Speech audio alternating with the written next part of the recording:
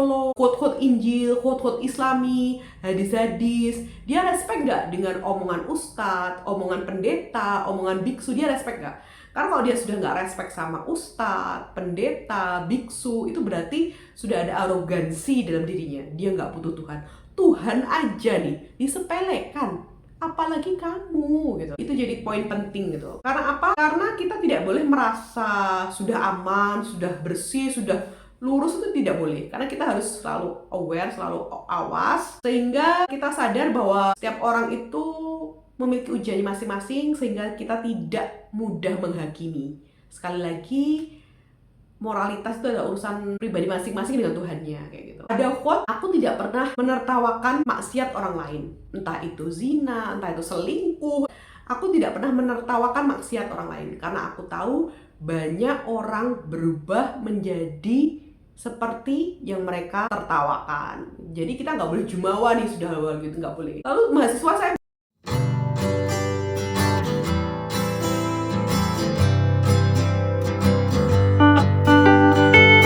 halo teman jiwa, jumpa lagi dengan Jiwa Bre Podcast, podcast yang berkomitmen untuk memberikan kasih dan penguatan yang memberdayakan jiwa. Teman jiwa, pada episode kali ini kita akan membahas tentang cinta. Spesifiknya adalah A sampai Z mengenai pacaran. Hal ini diinisiasi atau tertrigger dari beberapa ingatan masa lalu. Saat saya berpraktik sebagai psikolog di biro psikologi saya banyak menangani klien dari SMA, mahasiswa, seperti itu. Seperti biasa, pada umumnya masalah relasi adalah masalah yang paling mengganggu atau paling banyak dihadapi oleh remaja-remaja SMA, mahasiswa, S1. Baik relasi dengan pacar, baik relasi dengan orang tua, ada yang belum bisa menerima mamahnya, lalu ada juga masalah dengan sahabat, ada masalah dengan bullying, seperti itu. Itu masalah-masalah yang banyak dialami oleh para remaja SMA maupun mahasiswa. Pada saat itu, case yang saya tangani adalah pacaran anak SMA. Anak SMA ini pacaran dan hubungannya sudah cukup jauh seperti itu, tanpa ada ikatan pernikahan. Lalu dia bertanya apakah saya lebih baik menikah dengan pacarnya atau tidak, seperti itu. Dan tidak menghiraukan sekolahnya karena dia merasa bersalah, seperti itu. Selalu yang kami ya, tidak hanya saya, tapi hampir semua psikolog, rekan sejawat perjuangan saya, perjuangan kami, rekan sejawat psikolog itu memiliki perjuangan yang sama, visi yang sama, amanah yang sama, impian yang sama, tanggung jawab yang sama, membangun bangsa dari kesehatan mental dan kebersihan hati. Sehingga yang banyak kami para psikolog encourage-kan, bangunkan pada adik-adik kami yang SMA, mahasiswa, seperti yang sudah berbuat salah atau terlanjur jauh seperti itu, mesti kami mengencourage-kan mereka adalah berpikir akan masa depan gitu, membangun hidup yang baru, karena masa lalu itu tempatnya di belakang, masa lalu itu untuk dibuang, mari membangun hidup baru. Itu yang selalu kami encourage-kan kepada adik-adik kami para SMA dan mahasiswa yang salah jalan seperti itu. Karena bagaimanapun setiap orang berhak membangun hidupnya lagi dengan jauh lebih baik. Ada pertanyaan yang muncul dari adik-adik remaja yang cukup membuat saya tertrigger dan loving ya, dalam artian menjadikan hati saya penuh kasih. Pertanyaannya adalah, Kak, sebenarnya saya boleh nggak sih pacaran? Gitu. Boleh nggak sih Kak, saya pacaran Kak? Gitu. Salah nggak sih? Seperti itu. Saya menjawab saat itu langsung ya, orang tuamu bagaimana? Karena pacaran atau tidak, boleh pacaran itu adalah value keluarga, nilai-nilai yang dianut dalam keluarga, seperti itu. Jadi saya tanya kepada keluargamu, karena kalau keluarga Islami, keluarga yang religius, apapun agamanya, itu rata-rata pada umumnya mayoritas itu tidak mengizinkan putra-putri mereka pacaran, dengan dalih, dengan kebijaksanaan, dengan pemikiran bahwa supaya tidak terlanjur jauh, seperti itu. Tapi ada beberapa keluarga yang daripada anak-anak backstreet ya, pacaran di belakang, lebih baik mereka belak-belakan aja, pacaran di depan, dikenalkan ke orang tuanya, main ke rumah, dikenalkan ke papa mamahnya, jadi papa mamahnya ikut controlling juga. Jadi kebijakan pada izin pacaran atau tidak itu tergantung pada value keluarga masing-masing, seperti itu. Banyak pertimbangan, banyak faktor yang menjadi suatu keluarga itu memutuskan boleh atau enggak anaknya pacaran. Tapi satu yang saya notice, actually adik-adik remaja, terutama mahasiswa ya, ataupun yang sudah dewasa, itu walaupun tidak semua, tapi mayoritas paham akan konsekuensinya. Konsekuensi misalnya MBA, married by accident, hamil di luar nikah, ataupun HIV AIDS menjadi resiko yang sebenarnya mereka tuh paham kok. Ataupun ditinggal misalnya pacarnya ketemu teman baru di kantor, teman cewek baru, teman cowok baru, sehingga lebih tertarik. Itu sebenarnya mereka paham akan resikonya, cuma dengan berbagai faktor tetap jalani pacaran itu. Kalau ditanya Bu Nurul sendiri gimana? Apakah mengizinkan anaknya pacaran atau tidak? Untuk saat ini belum ya, saya belum mengizinkan, tapi nanti diskusi sama suami bagaimana, karena bagaimanapun perlu ada pertimbangan-pertimbangan jangka panjang, ya seperti itu tadi, biar nggak backstreet. Tapi itu juga agak tricky ya, karena apa? Karena itu bukan berarti saya mendukung pacaran. Kalau dalam agama kami, dalam agama Islam itu hadisnya jelas. Bukan jangan berzina, tapi jangan dekati zina gitu. Jangan dekati, jangan mendekat ke situ. Karena actually self control kita itu lemah. Jadi hal yang terbaik jangan mengandalkan self control, tapi menghindari gitu. Tapi ada orang-orang tertentu yang memang self control itu bagus sekali gitu. Jadi dia tidak tergoda pada perempuan-perempuan di dekatnya yang menggunakan rok mini, celana pendek, hot pants atau apapun yang manja-manja. Beberapa laki-laki itu tidak tergoda dan beberapa perempuan juga tidak tergoda. Jadi itu case by case ya. Jadi setiap pribadi itu memiliki pandangan yang berbeda mengenai pacaran gitu. Satu yang pasti saya notice itu adalah dalam hal pacaran, jika memang keluarga kalian, orang tua kalian itu menyetujui atau mengizinkan pacaran, ada beberapa hal yang perlu kalian perhatikan. Yang pertama, jangan berdua-duaan di tempat yang sepi hanya berdua. Intinya jangan berdua-duaan, karena ayat Qur'annya jelas ya. Apabila dua orang laki-laki bukan muhrim berduaan, yang ketiganya setan, seperti itu. Lalu yang kedua adalah kamu perlu berdiskusi. Pacaran ini untuk apa? Untuk bersenang-senangkah?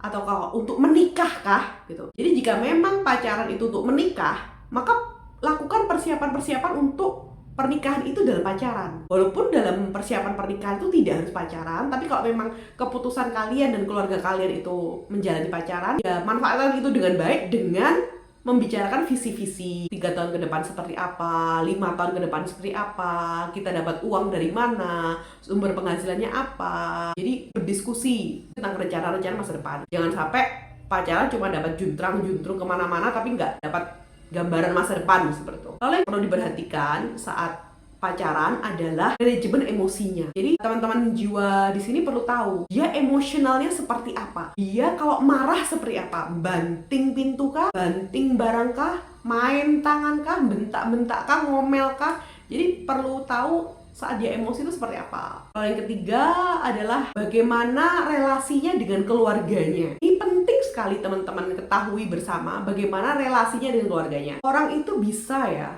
menjadi tokoh yang disegani, tokoh masyarakat, tokoh politik yang disegani, pemimpin agama yang disegani, tapi kasar pada istri, kasar pada suami, bentak-bentak anak, berani pada orang tua, ataupun dia artis yang personal brandingnya, citranya ada lemah lembut, sopan, tapi ternyata di keluarganya dia kasar sama kakaknya, berani sama orang tuanya, menyepelekan istrinya. Karena hadis Nabi sudah sangat jelas ya, orang yang paling baik di antara kalian dalam hal karakter ya, itu adalah orang yang paling baik sikapnya, ucapannya, perilakunya pada keluarganya. Jadi keluarga itu adalah tolak ukur utama bagaimana karakter asli dari seseorang. Lalu yang keempat yang harus diperhatikan adalah apa fitnya. Kalian kalau pacaran perlu kepo nih sama pasangan kalian. Dia follow apa aja di Instagramnya, dia follow apa di TikToknya,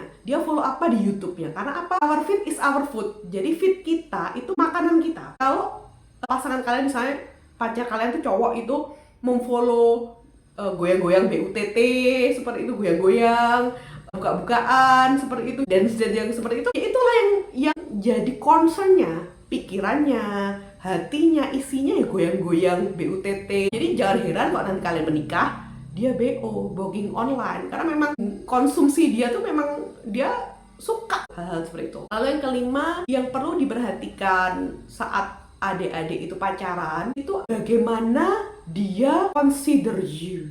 Bagaimana dia mempertimbangkanmu, pendapatmu diterima nggak, pendapatmu dihargai, dihormati nggak, direspek nggak, didengarkan nggak, ataukah dia menyepelekan, perasaanmu divalidasi nggak, dipeluk nggak, perasaan kesedihanmu, lukamu, kebahagiaanmu dirayakan nggak gitu. Jadi adik-adik perlu tahu bagaimana he or she portrays you in her mind and her soul and her heart, bagaimana dia memperlakukanmu seperti itu. Karena pernikahan itu bertahan karena respect. Cinta bisa memudar, kecuali memang benar-benar cintanya kuat seperti Pak Habibie dan Bu Ainun tuh cintanya kuat sekali ya.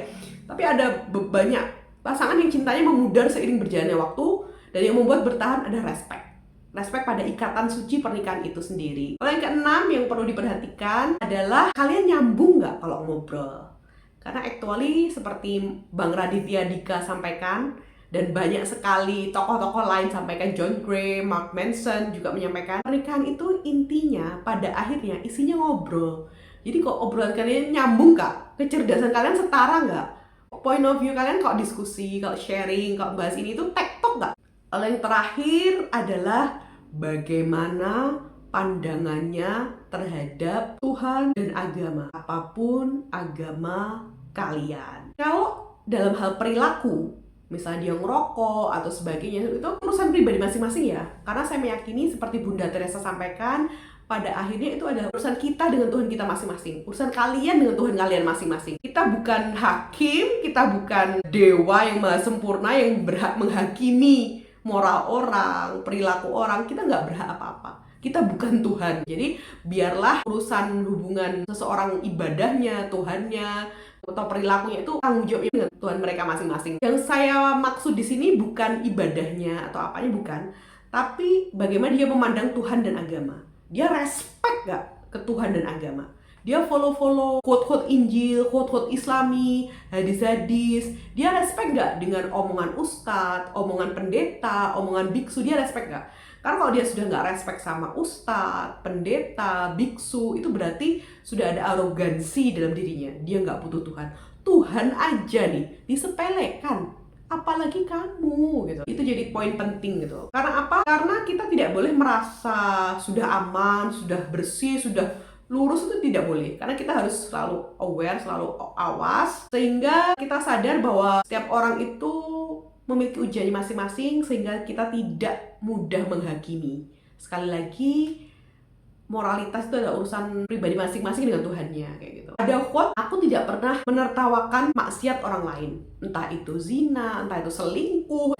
Aku tidak pernah menertawakan maksiat orang lain, karena aku tahu banyak orang berubah menjadi seperti yang mereka tertawakan. Jadi kita nggak boleh jumawa nih, sudah gitu, nggak boleh. Lalu mahasiswa saya bertanya, lah kalau gitu caranya gimana dong Bu supaya kita nggak seperti itu? Karena katanya nggak boleh menertawakan. Saya menjawab, kita tidak boleh merasa tidak akan seperti itu, karena itu berarti kita merasa sudah baik. Tapi kita berdoa supaya jangan seperti itu gitu. Kita berdoa supaya dijaga Tuhan, jalan kita tetap lurus gitu. Mahasiswa saya juga banyak yang pacaran, dan keponakan saya, anak tetangga, anak saudara itu juga beberapa pacaran. Dan itu sekali lagi, pacaran itu value keluarga, nilai keluarga masing-masing. Ada berbagai pertimbangan orang tua itu mengizinkan atau tidak mengizinkan anaknya pacaran gitu. Yang saya point out di sini adalah saat keluarga kalian mengizinkan pacaran, manfaatkan itu dengan baik, dengan mostly persiapan pernikahan, mostly persiapan jangka panjang. Jika memang